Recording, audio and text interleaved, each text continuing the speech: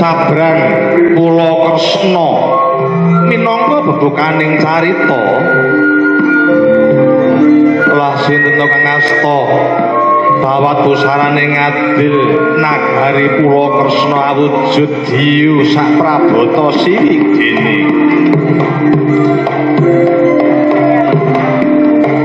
rekmo gimbal modal madul tumumpang pamidangan kanan tanah kiring mergemeng panyayah adaka kang kinemulan mendung netra mancorong pindha surya kembang tutuk menga pindha lenging guwa grana rangah lir parang curi angisis jotha kanan tanah pikiring kumilat modot sak gedang ambon awan iku membeng mawa wisa kang meniwasi ulune ngasta diwut-diwut panyayah tarulata kang tuwuh aneng prabata nengge jejuluk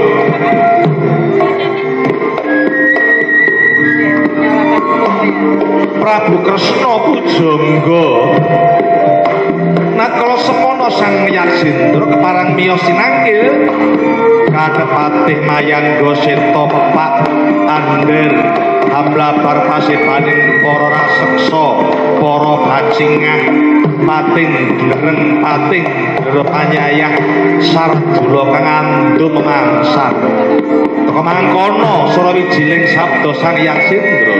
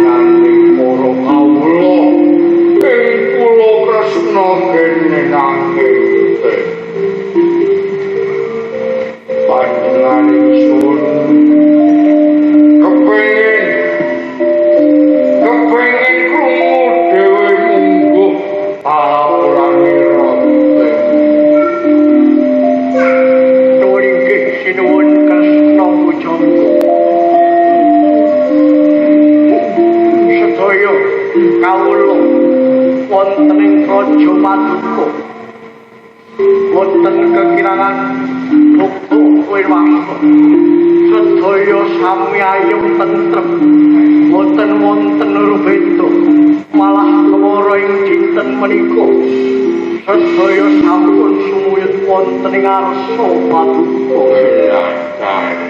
Namung pun patih ngaturaken sembah pangabekti kunjuk wonten arsa paduka. Gusta Tombo kaliyan pangestu utampanana. Kula nampi kasta kalih mugi dadosaken jejimat matem kula.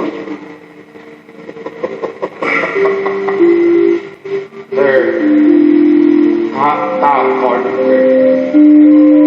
sing mbok reksa kawiwanan kawula kuwi mau sisih ngendi awet apa ing wektu dina iki kula Kresna iki lagi ketaman pagem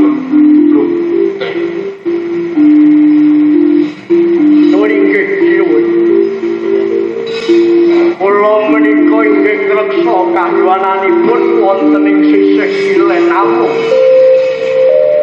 menawi to wonten ing sisih wetan menika wonten para kawula ingkang badhe sambat lan menika nembe nandhang pagebluk waduh nyadong duka ingkang kathah sinuwun kula menika boten mangertosi ora dadi kaya pangopote cergasu nyatane marang karata ing kula Kresna iku amung sira yen to kowe kuwi ora mangerteni kahyuwanane sajroning Baluwati lan sakjabaning Baluwati wis saklumrahe mula ing paswakan dina iki ingsun dipengin ngandharake babagan kahyuwanane kula Kresna kene mangertya saksikan semangka kula Kresna elang ketaman pagebluk banjur nolani ukur ingsun lebu oleh sanggal pangjan neng kono ingsun antuk kuwi pangsiting Jawata ingsun antuk pangsiting Jawata yen to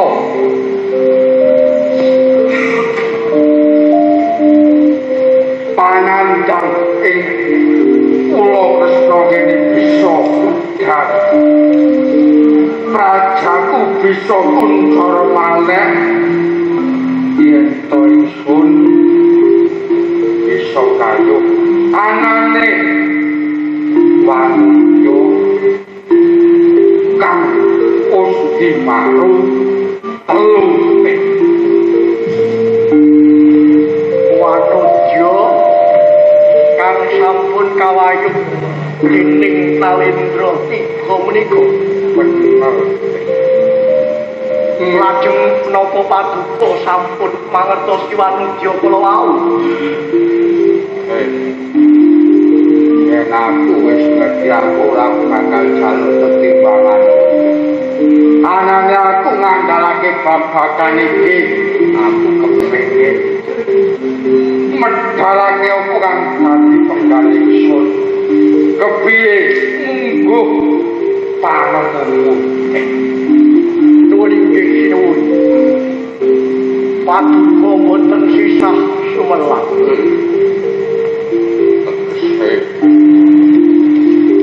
kula waspadakaken wonten ing praja Narawati menika wonten wanodya tiga ingkang sampun diparing kawayuh dening Nalendra ingkang jejuluk Prabu Kresna inggih garwa kula wau inggih nami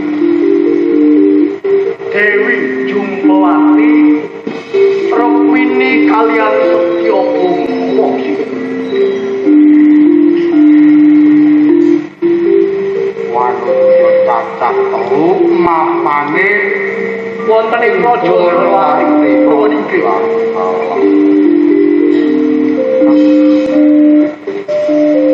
Menapa Paduka badhe boyong garwa menika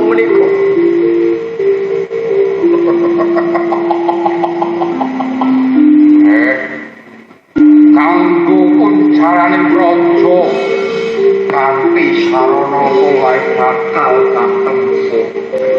oke kula jejeripun patih Paduka kula badhe sabyantu lan badhe boyong wanudya cacah tiga menika. Tegese jeneng sira kang bakal boyong wanudya kuwi mau teh. Niki kula mawon ingkang badhe mati. Yo yen pancen kaya mangkono. Tak lilani ora sah dabak ing sae Prating Surya. Budhalo dinuga teh.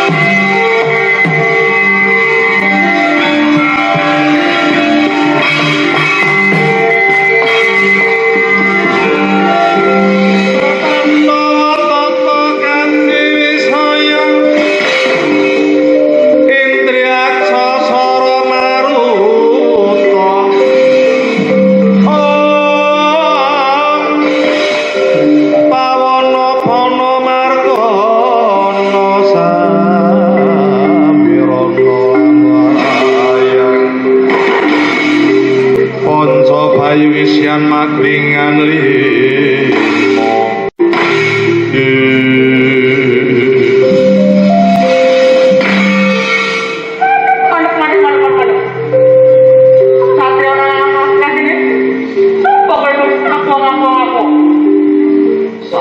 Mangkukara ya Janaka ya Rasuna Kekasih kali jeneng sira sapa yang iso ngaku Nomor kamu dagang apa? Orang campur. Lakson gratis untuk menetaki kecil petro sakit mau Balik. yen ora kepilih bakal terbajo ake laku Pandangan aku, apa sing kapoteni marang jeneng sira yang ya salah. Takut dong, kepada bukan.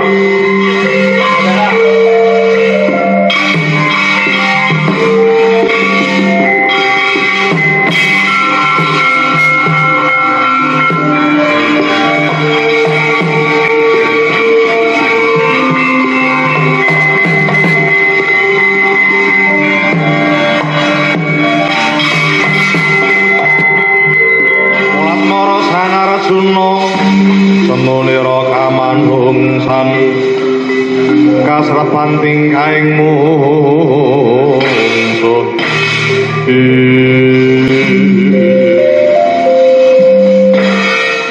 waspada di malam tumanjar boleh mandian yang monos kai Aryo Setia mandong lautan rendusan napas salus pinanggio lawan permat ono wikateyo yang aku diketiwa sangrante lawan rojo Dwarawati aku geger Iro Prabu Sri Bathara Kresna remen pemindah sewiyak-wiyak nirwa saking darmaning Nalendra kathah kawula ingkang nandhang kasangsaran lan kathah kawula ingkang pemindah keciprangan Raden Satria Dewa Bathara kaya naradan sampun tumindak Kakang Prabu Sri Bathara Kresna Yai Setyaki prayogane jeneng sira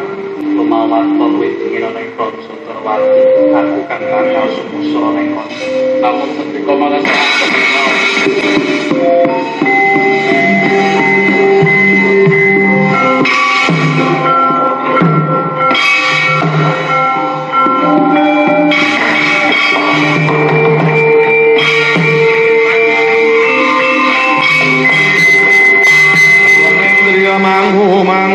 manungkung panduhan rimang lirlena tanpa kahanin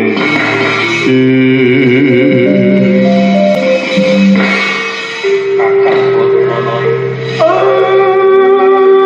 kula Ndara miturut ature Yai Setyaki kuwi kabeh kaya tinemu bener tumraping permati awit kang gak rasakake minangka dadi sigaraning Wisnu kaya mangkono kuwi tumindak ing Kresna lan tumindak sawiyak-wiyak kaya wis tak mangerteni mula kang pinggir apa kang bakal dak tindakake lumawan ning Dwarawati Ndara salene menika nggih kalebet kadang sesepuh paduka dan paduka prayogi paduka nyuwun wonten ngarsanipun sing sawata kaya mangkono ewang-wangono kakang mulat mara Sang Arjuna semunira kamanungsan kasrepan tingkaing mungsuh padha kadang kaya iram padha kadang ya mata kaya mangkono nuhune dawuh Sang Nayanta kon nggih Sang Arjuna mangsa yoga semadi mangatos marang dewane katrima panebang Sang Agus petrek-petrek saking ewet nggih Bathara Narada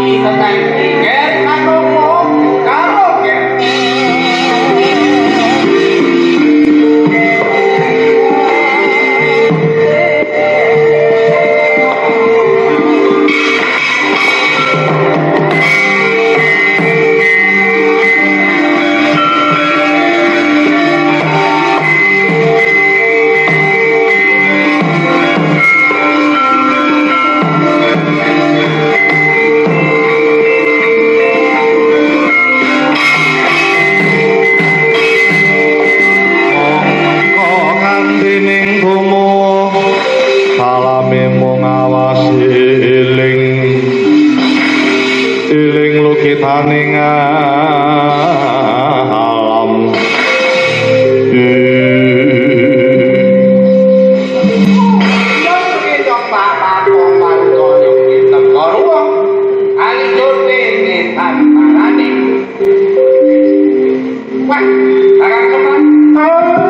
Apa Narada?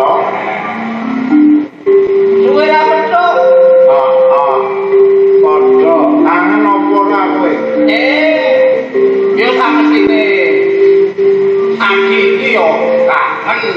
Ya, kabarmu piye? Kabare piye? Ya, syukur. Ayo, tak ngawang kakang Semar, tambah tua. Oh iya, kok tua terus ya? Awet tau tua ya kakang. Iya, tak tua-tuake. Sing batu bakas waras. Oh iya, tetap sehat. Tetap sehat. Lah kok nganggo lunjak-lunjak bareng. Iki tegese kowe gen seneng ngono lho. Lah iya. Kowe sehat ta? Alhamdulillah. Kayangan ora nek apa-apa to? Oh, kemayem ning yo iki mau nggone ulun ing ulun aku. Teko ning ngaco padha kene ayo awit kahanane kono to panas. Panas bakane anakku iki do melu toko. Ayo, lho, karo anak-anakku Ya ora ketok to? Ora ketok. yo rada samar. Ora ketok. Bareng Prakanta. ini nggonku Ngambil, pinjam. oh iya. Ada apa om? Oh, Kan adiknya bapak tadi kan om. oh iya. Yo wis sakar Paman. Angkel. sakar parah sulit. Kok anak? Selalu Yesus. Yesus ki apa? Sehat. Oh sehat. Ya syukur dekat dicukur. Penano dhisik. Nggih. Kali ini siapa? Oh Petro. Petro di. Oh ning kono. Ora ketok lho, Bro. Ije Jawa kowe. Ije Jawa. Napa ne? Loh, lah yo sapa-sapamu ras Jawa kabeh. Sing Jawa ora kok kutok lho, Pak. Unsungmu apa kamu Iki gitu, wong gitu bagas maras. Kaya sing penting kuwi Nggih. menungso kuwi yen ta ora diparingi bakat waras ora bakal bisa nyambut gawe. Lah niku. Ayo ngono. Nggih. Awet ngomong bendaramu karo ngomong bapakmu ya. Nggih. Kakak, Nggih, kugulen. kuwi mripat kuwi sing gedhi. Oh, mripat kula niku gedhe saged nyawang dewa-dewa sing nembe usum fleksin. Apa kuwi? Pamer kekayaan. Oh, kaya ngono ya ora. Dewa ki ora bakal pamer kekayaan. Dipun rokoke. Boten beto. Wis kekayaan ki ora enek rokok. Ora iki boten beto. Ora enek. Iki golongan apa iki? Pengemis. Sembrono weh, kita sembrono. Karo pukulun kok kaya ngono. Ya wis penano kok. Matur sembah. Iya, tak topo banget tuku tamanono. Salaman bener. Ora salah. Ya salaman. Ora. Tak langit enten apa ta? Tak dhuwur niku enten apa? Ya ora enek apa-apa. Yo iki sing dhuwur terus.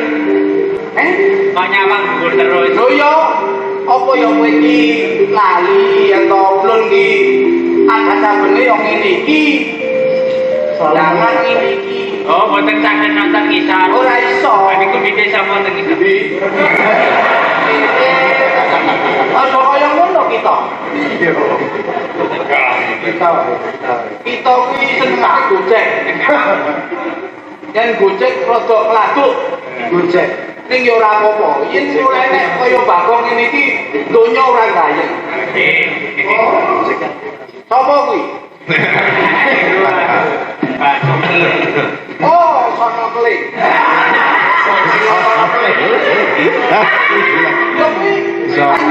Kuwi aku. Santrine. Solo Bapakmu Semar. Oh, nggih. Sono kuwi. Santri anyar. Wingi nembe wae tak gawe saka lempung. Nggih. Kangen Semar mau. Ya. Sawetara wektu aku bakal sampe Jakob lawan ngomonganmu ya bendaramu. Ya apa? Sing dijaluk ya ngono. Ayo. Kita ulun. Kan apa? Tuwon inggih kula wonten dawuh kepulung. Ini aja nang kita teteki nganti gawe panasing kahanan kayangan, Tanda tuwa ingkang kathah menawi panggenipun permadi teteki ngantos dene gunjang kanjenging kaya. Oh, Awit kula keprungu pribadi aturipun Yaya Ryostiati sekawit ingkang matur menawi Koko Prabu ing Gorawati tumindak sawiyah-wiyah singlar saking pranata ayo. tumindak boten adil kaliyan para punggawanipun wonten ing Gorawati. Bener. Menika ndadosaken korden raos sing manah kuco ngantos dene kula ngatas ngarsa paduka kula. Oh, ya. Tapi posing ganti kuwi jeneng kita kepengin mangerteni kena apa kuwi kahanan ana ing Dorati ngono. Mekaten inggih.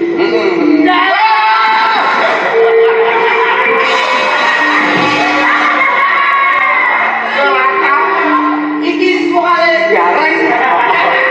Oh, ngatain ya. Wedhus kowe.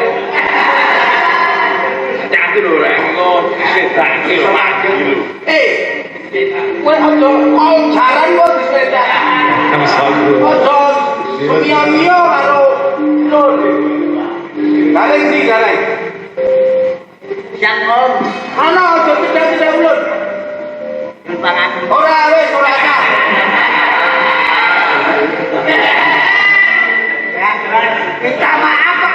Minta maaf cukup tembung wis tak agro.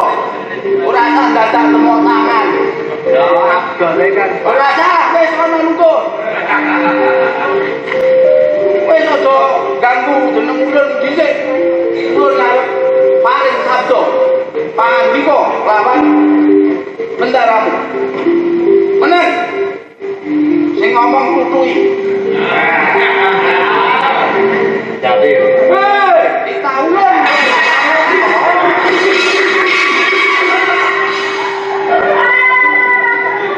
Iki terus kok ora kajen ngono lho.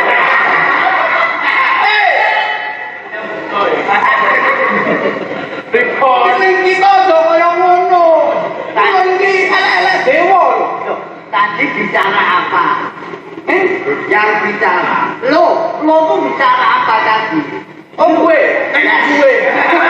Ulun. Ya, Sing ngomong tutui.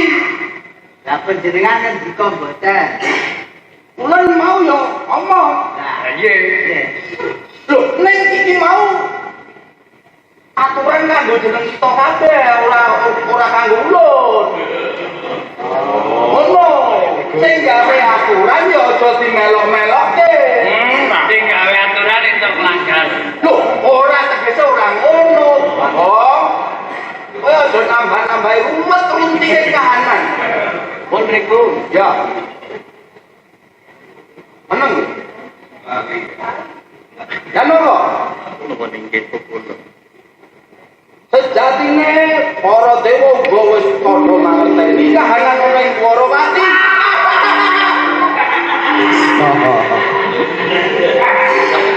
Aja. Parange Kowe aja seneng dodoli caklik. aja bali itu Kita cilik-cilik karo cara utuh lagi. Kok saya tak kontak ilang. Ngene jano. Ulun ora bakal ngewangi-wangi secara gamblang. Secara begitu ya apa-apa. ora bakal ngandani Salam belas-belasan.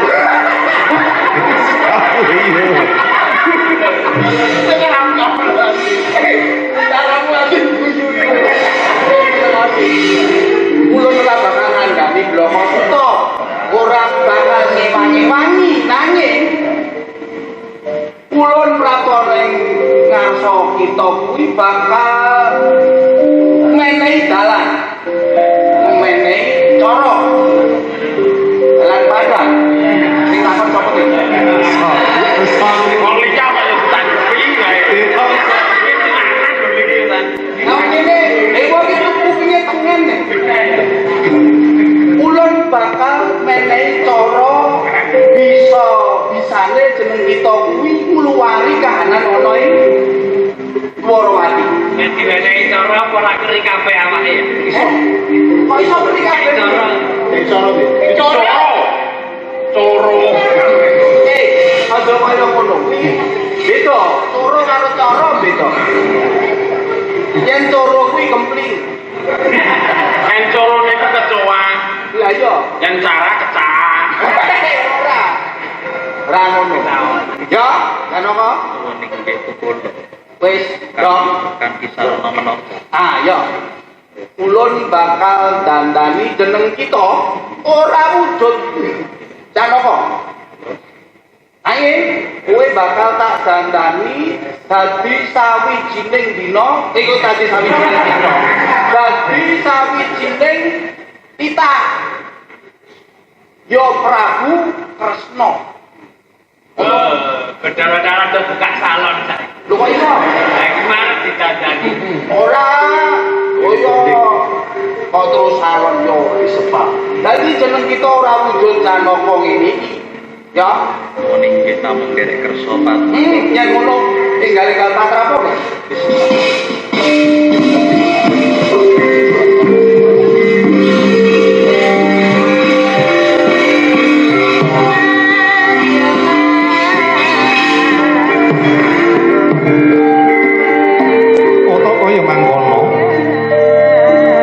Sedangkep saluku tunggal nutupi baban wasa menengke Sang Arjuna. Mulat Bathara Naraja sinembuh mantram saktine ical sipating satriya Madukara wenteh Prabu Kresna Pradamas.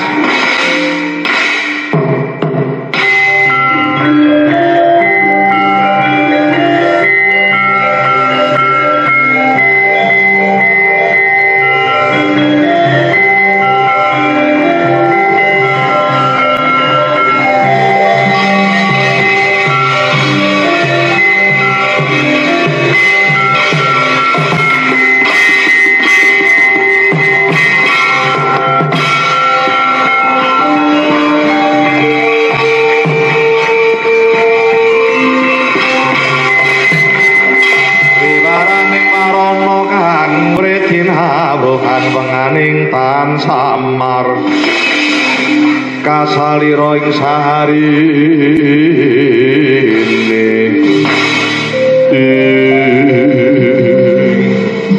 Kaleng ditandani lho ulun. Kaleng ulun ditandani kaleng. Apa? Kaleng. Kareng wis jaluk adatane apa rek? Sing bagul. Alah aja. Kowe iki ape ngono? Yen perlu kuwi rambutmu copoten. Nah. Kuwi sangsaya bagus. Wis kaya elem. Nang iki weton Jakarta. Kok iso? Nonton kakek. Kalau ngono. Ayo. Tukul. Kan apa? Wonten timbalan Ulun. pangling lho bendera. Jeneng kita wiwit dina iki wis wujud Prabu Kresna. Salajengipun pukulun dandosipun dados dedes Tapa Prabu Kresna napa kedah ingkang kula tindakaken. Ya. Wektu dina iki jeneng kita enggal-enggal tumuju ana ing Praja Dwarawati. Ing kono jeneng sira, jeneng kita kuwi bakal bisa ngewang-ewangi kahanan ruweting ana ing Dwarawati. Ono Menawi mekaten kula namung mangestuaken dawuh duka pukulun. Yo, yang putrang terwoco, ampating mangarti, ulun bakal makayangan. Kalau kenapa sih? Halo kami woyo. Kami putra bakal. Sampai ketemu lagi.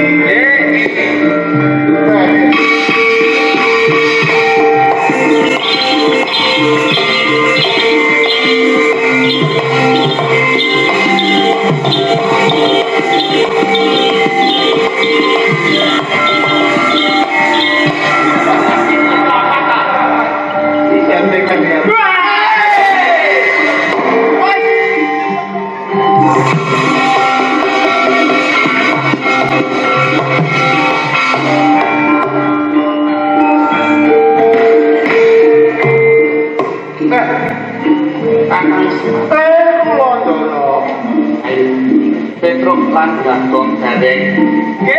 Dereng Pakai Petro bangkok. Pakai Petro bangkok, ampun Petro gareng bangkok.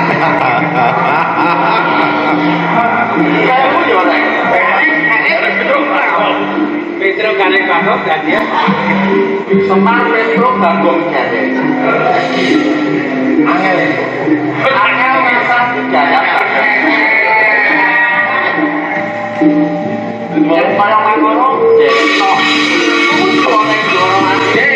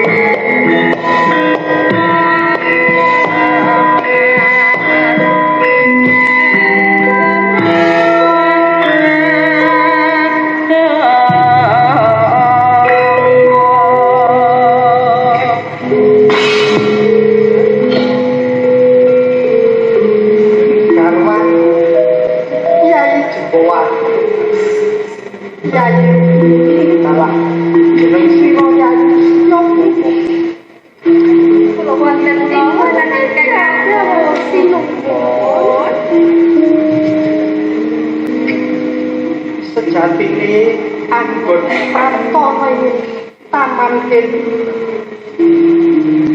panjenengan ingsun amung kepengin mangerteni kagunganing para garwani kang wis sawetara tinggal malah kepala ing dina iki aku kepengin jeneng sira kabeh lagi marang pun kakang Waduh. Elok. Burung-burung kok cakepan sik kok iya. kepiye Kyai Setya Bima Lah ya ngono, aja lali karo bojone. Karo lagi. posek Jembowati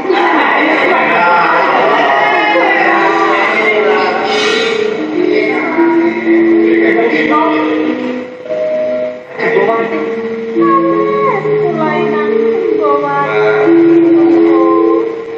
pangling aku wis pirang-pirang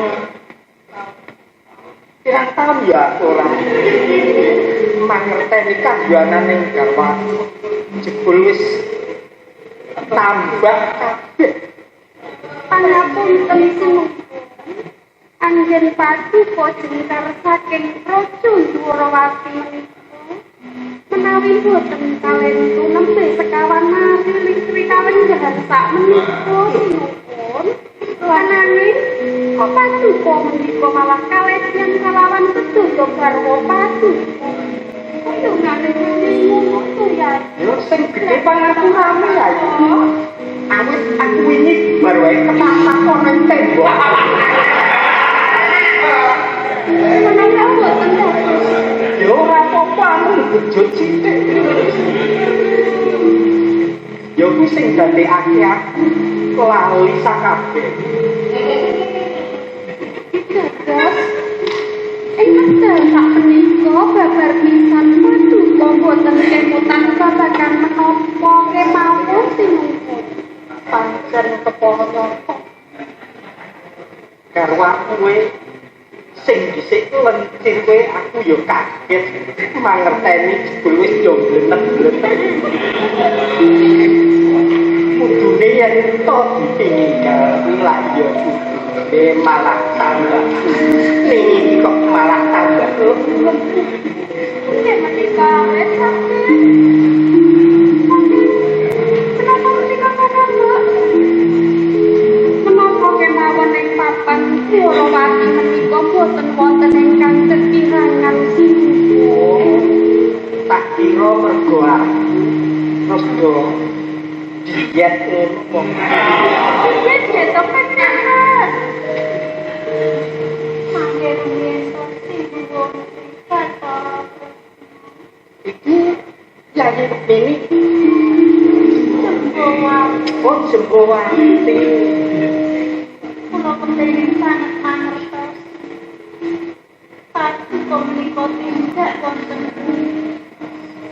awit sampun dangu paduka boten sowan wonten Raja Dwarawati. sejatine aku iki lunga sawetara piyambung mlaku-mlaku kepengin ngerti kagunganing kutha Sala kene Dados paduka ngejar-ngejar penggalih piyambak mekaten. iya Ananging bingung menawi to singkar paduka saking Raja Dwarawati menika ampun inggar-inggar pegari kenging menapa paduka menika sangsaya alit kados mekaten kuwi amarga anggon lunga kuwi yo lagi nglakoni prihatin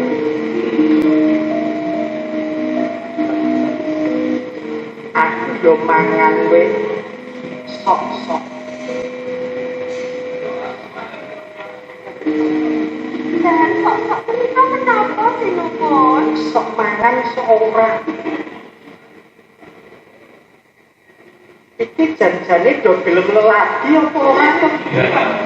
Ket mau Gun. Bremara reh mangusa miyo ngambrangan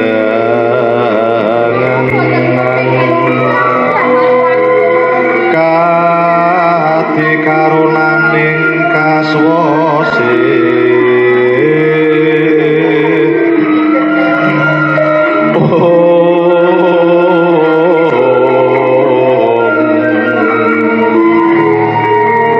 aneng marga memalagung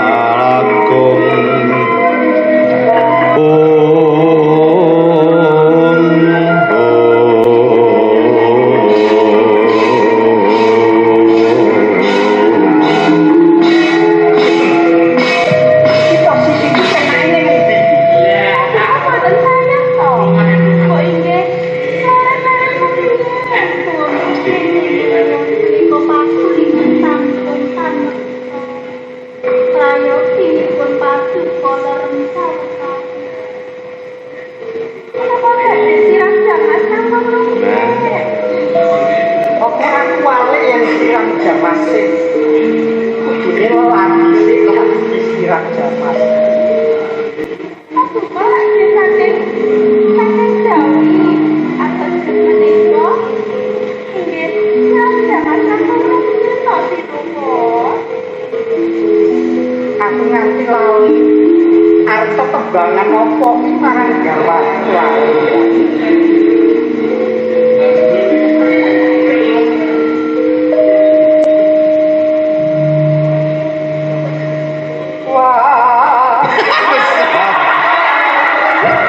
Sapuwi saya kira jubruk apa bojone jubruki wedi wae jangan jeblan ngalih jubruk sama mae ngene yo ya yo aku kira wis aku tau ora mangerteni jeneng sira kabeh tak ibarate kaya wong iki kan kejubrukan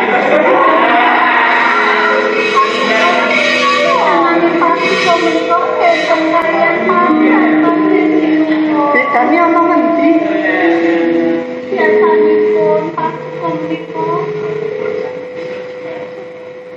boten ngraosaken piyayi kok nafas rapi sing ndredeki sapa ora ndredeg ya mung aku ki bingung sing bisa sing bakal tak gawe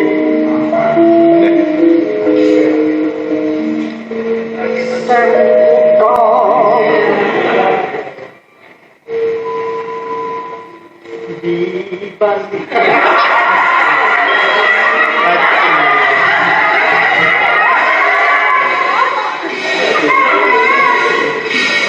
Tinuhun langkung samangkean yenipun ketambangan menika gancar pramila sumangga kula dherekaken wonten ing pekuburan Pedaharan Lampung.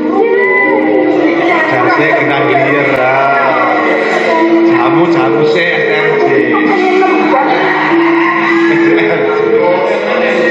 pitung sasi lawase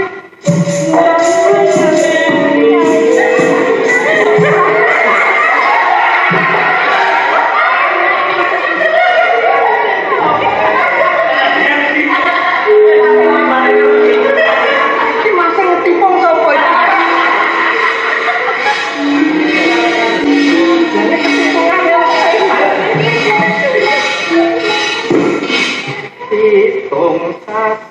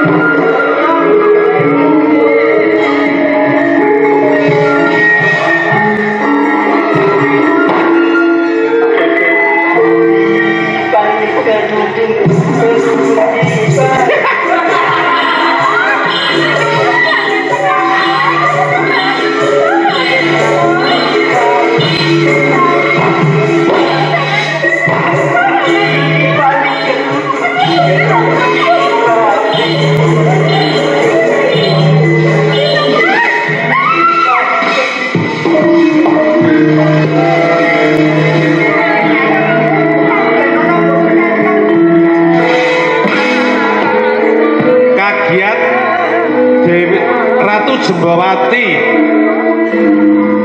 Rukmini Nastya Buma mula dhateng selaganipun ingkang Rakanata ingkang beneh kelawan saban-saban adate romantis mesra iki kok ngusru pramila kami Gilan Sang Ratu Triga Gyamrajana saking Mansari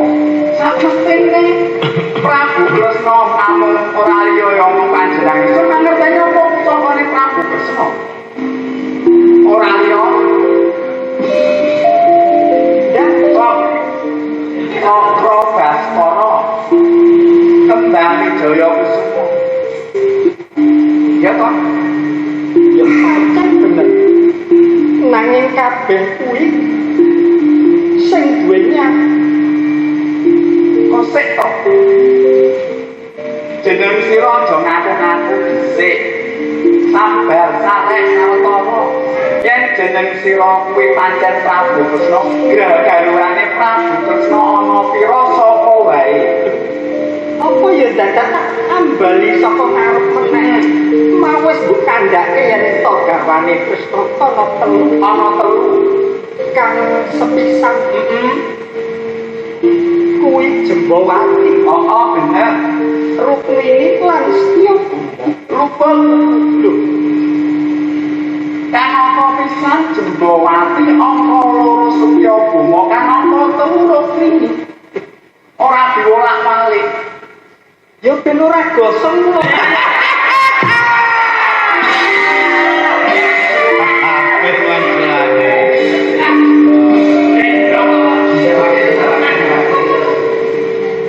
kuwi manungsa lho garwa panjenengane sun kok diwolak-walik lho lan ning kasunyatane kudu diwolak-walik ben rata ora mung sesisih tok sik yen babagan garwa lan pusaka panjenengane sun lan jeneng sira wis mangerteni siji pitakonku apa maneh ana wedhus cacah 8 wedhus cacah 8 numpak truk nyolot papat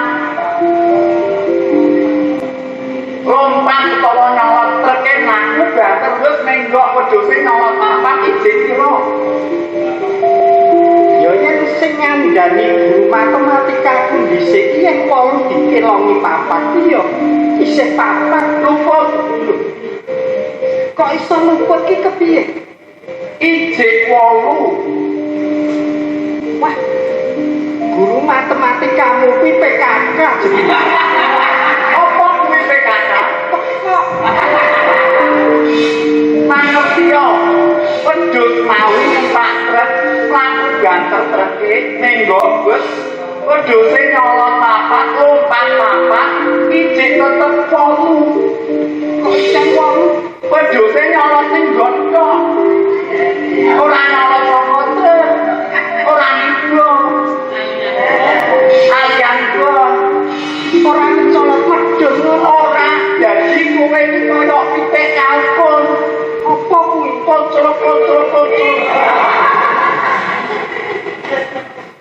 ane mung daya wis entuk dijulukan Kresna kocrok nek ane betek-betekan aku ya iso apa kowe ngerti kewan apa sing paling duweni sopan santun basa kramane ya halus ora ana kabeh kewan kuwi galak medeni ora ono sing iso ngganggu ana apa kirik kok iso kirik kan balang engko yen mbok balang lak munine kenging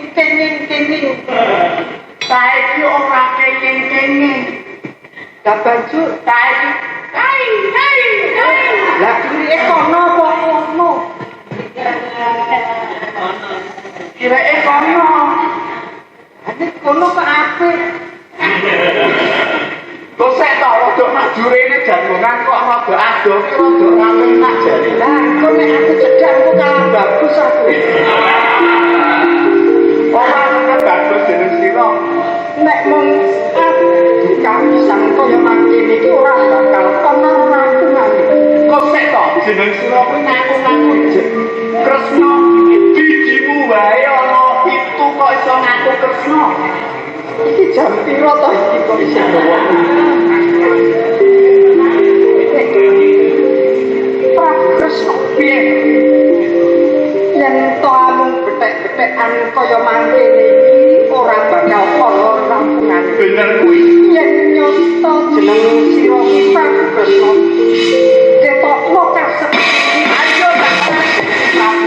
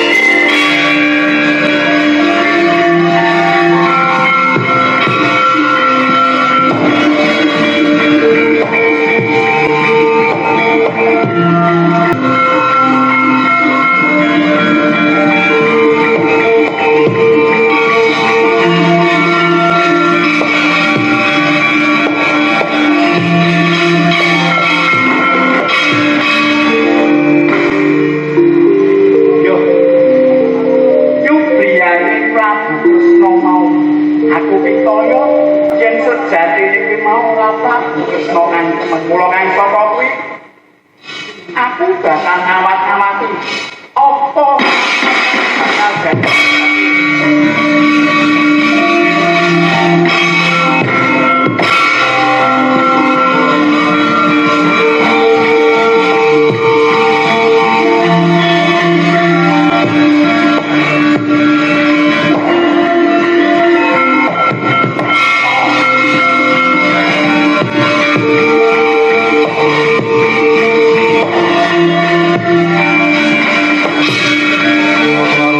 saking kutha sang guru kula yen panutusa sang Sri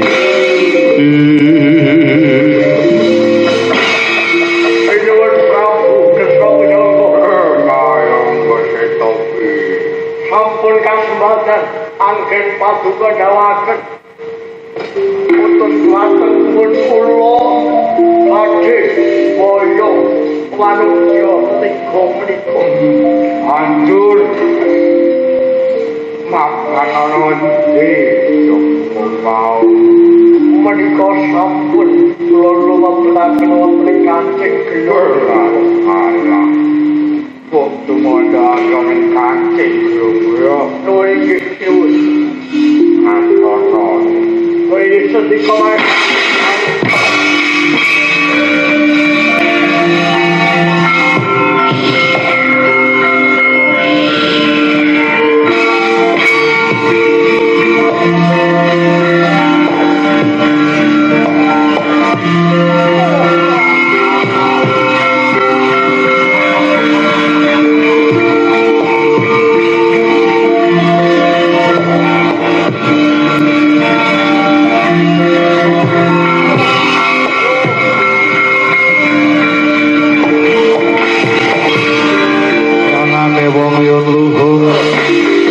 Palopo kurang guling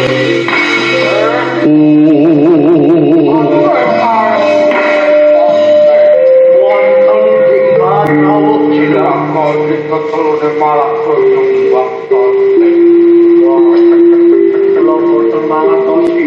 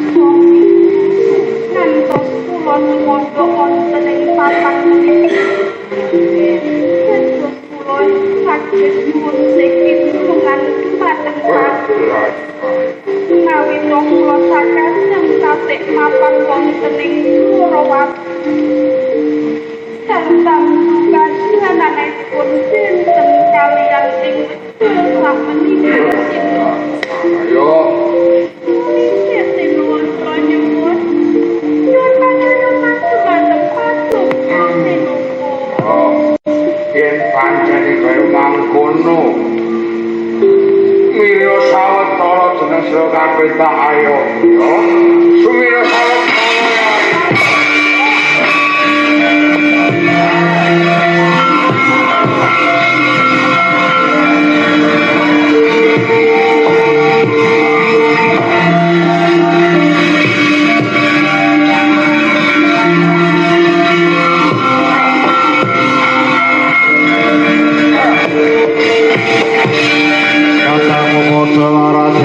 becik besok amendemo Paris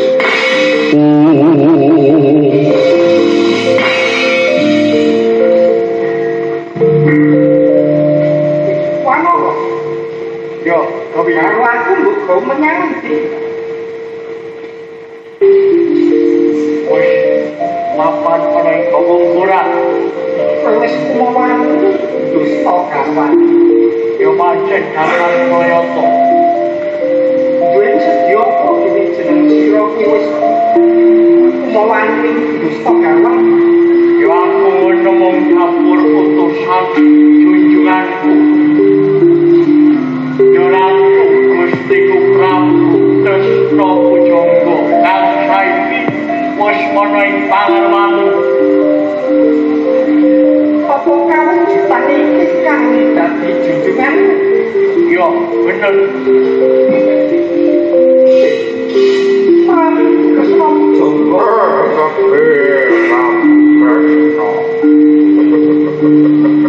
ditekongake wae aku Prabu Sri Bathara Kresna pancen bener. Dene jeneng sira wis kumawani dusta gawatku.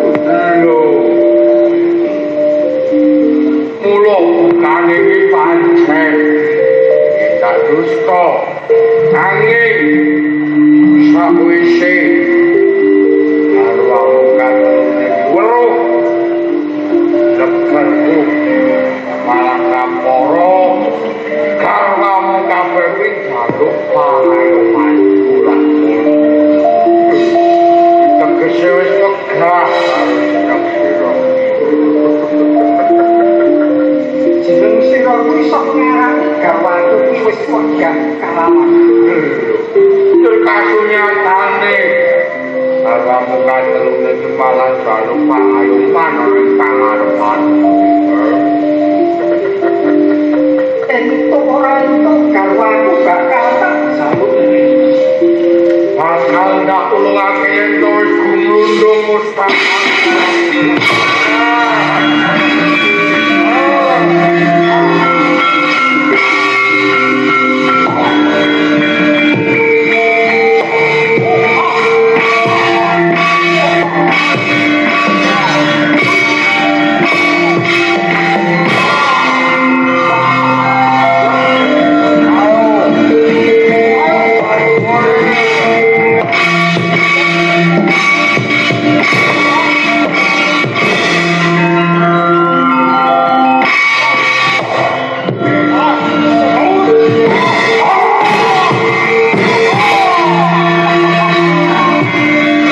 Durwati Badar Resi Durna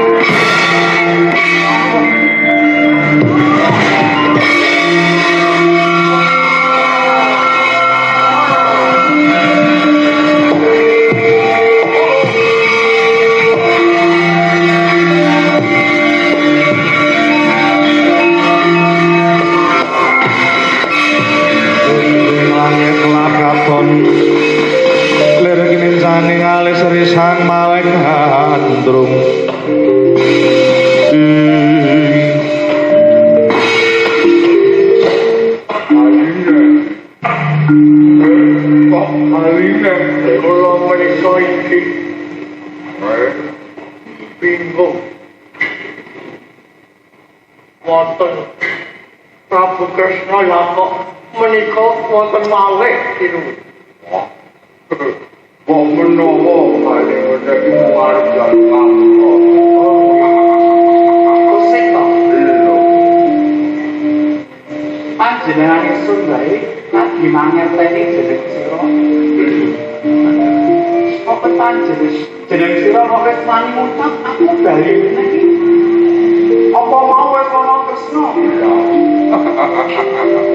Anane aku ngandharake kaya mangkono mergo mau wis tresna.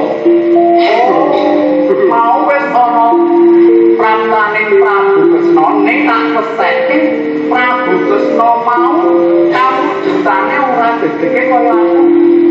Oh, pancen bener. Rodok cilik menisil, cilik menisil, semati mrintih. Banjur pawonane mampang ana kuwi.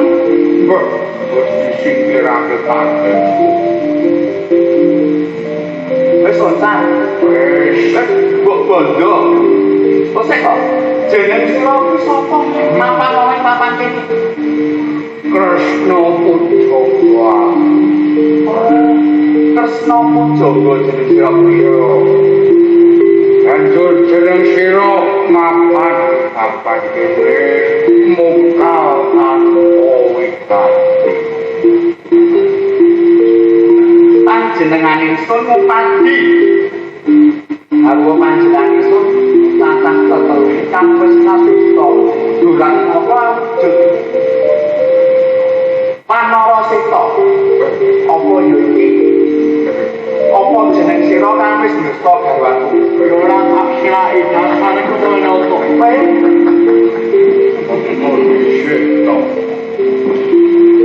Warung ati ngono kasinungan sing Wisnu angin surga sugati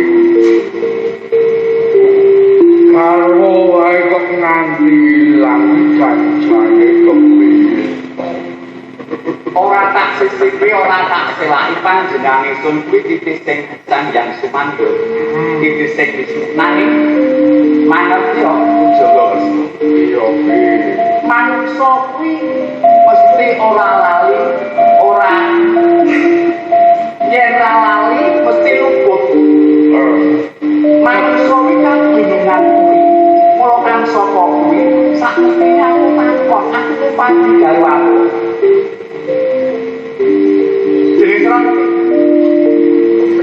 yen kena tak jaluk kanthi sarana aris mulungke karo aku yen aku ora mulungake kepiye sida tak jokane kok